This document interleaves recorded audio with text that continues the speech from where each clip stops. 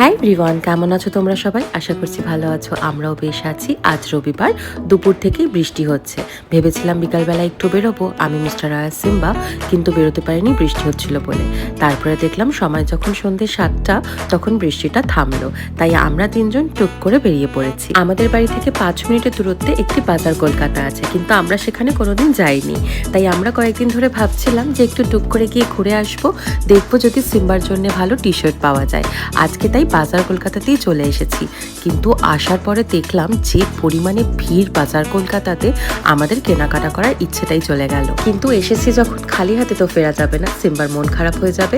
তাই সিম্বার জন্য 4-5টা T shirt কিনে আমরা বেরিয়ে পড়লাম। প্রচন্ড ভিড় ছিল। মিস্টার রয় বলছিল মোমো খেতে যাবে। আমি বললাম মোমো তো আমরা খাই, চলো আজকে একটু আলাদা কিছু খাই।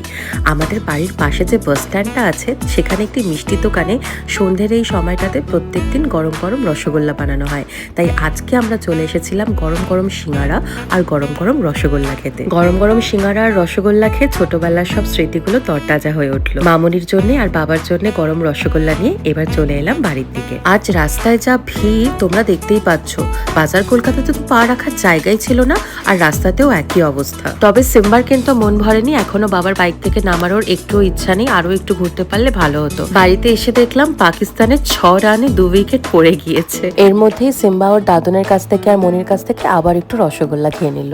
আজকের মিনি ব্লগটি তাহলে এখানেই শেষ করছি। ব্লগটি তোমাদের কেমন লাগলো আমায় কিন্তু অবশ্যই কমেন্ট করে জানিও।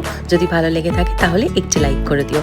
খুব শিগগিরই দেখা হবে আরো অনেক নতুন নতুন মিনি ব্লগস নিয়ে।